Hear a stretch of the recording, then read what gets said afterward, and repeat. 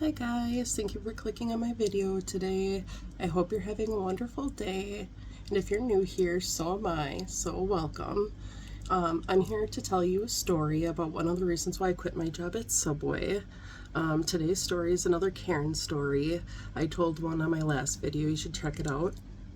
This time is about the time that Karen threatened to call the cops on me over a parking spot. So in my last video, I had talked about a real piece of work named Karen that I used to work with on the gas station side.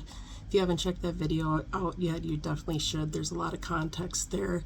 So this story is about the time that she threatened to call the cops on me over parking in a parking spot.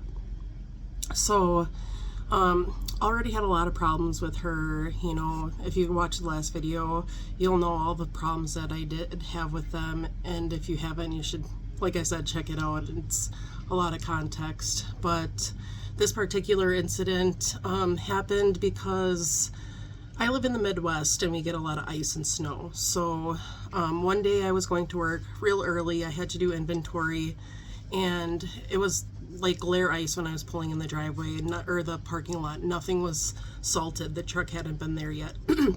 Excuse me.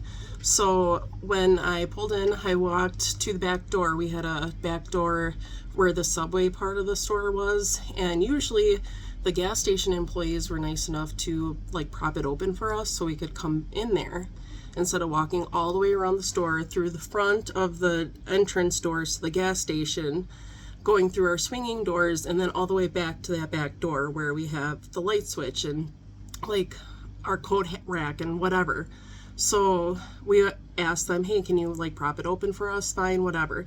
Everybody did it except for this one guy named Kevin and Karen, obviously. But her and Paul and Deanna, they never really opened the store unless, I never seen Paul and Dee open the store, but Karen has opened the store, so, but she'll never open the door.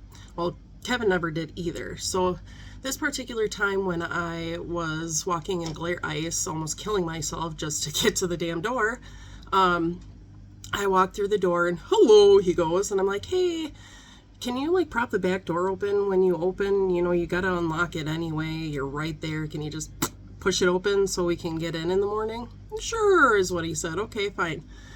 So it was like the next day he had opened again and I had to open too. And I go to the door, not open. And it's like, okay.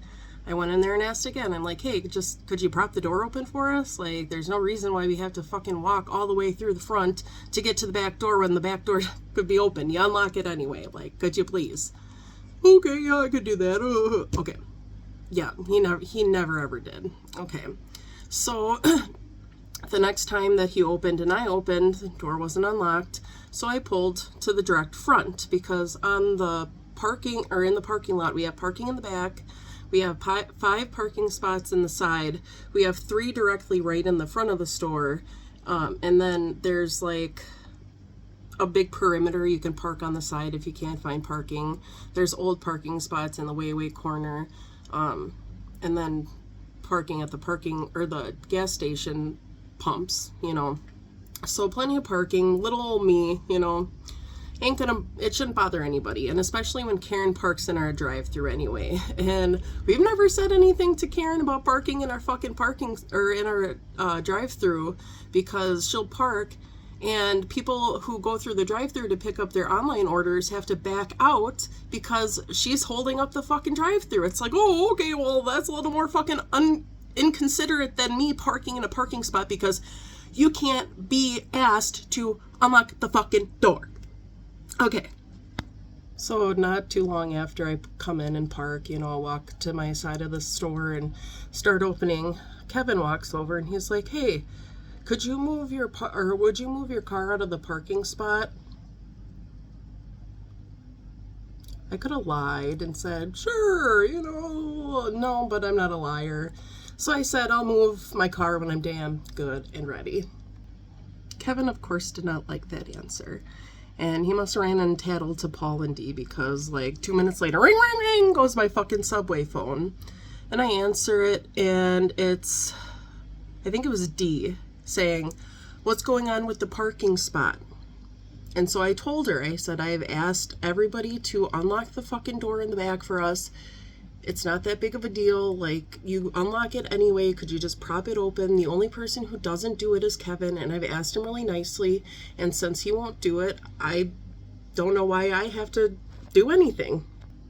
I feel like if you guys can't be respectful enough to unlock the door for us when we've asked, then I'm going to park wherever the fuck I feel is necessary. And that's just the simplicity of it.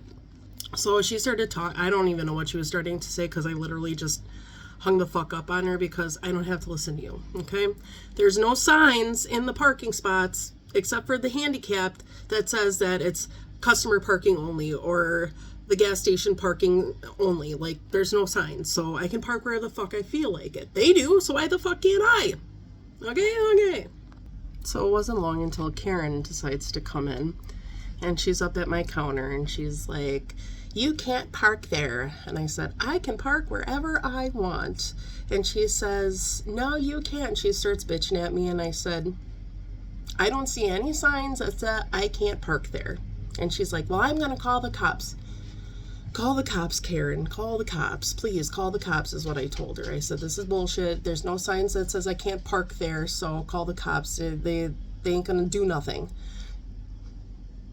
That's what she did. She at me. Okay. So I looked at her and I said, or no, she looked at me and she said something like, are you gonna, and I cut her off and I said, are you gonna call the cops on me?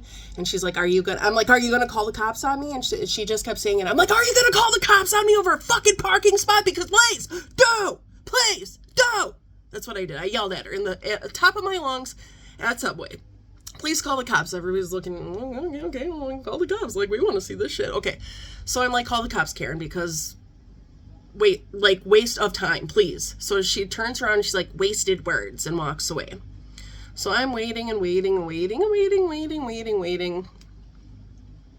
No cops came. So clearly she either called the cops and they said, you're stupid, like, there's nothing we can do about that, or she didn't call the cops. I don't know. I don't care. But yeah, she threatened to call the cops on me over some stupid bullshit again. And if you're wondering what my boss's response to all this was, because I did tell him I was just supposed to keep the peace. Like, keep the peace.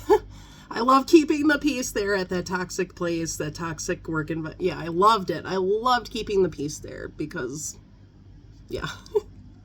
So yeah, that about wraps this story up. I could have added it with the last video, but A, the last video was getting a little long, and B, it was a whole separate, like, call the cops situation, so I felt it needed its own story. So if you watched until the end, leave a like, subscribe for more content, and I'll see you in the next one.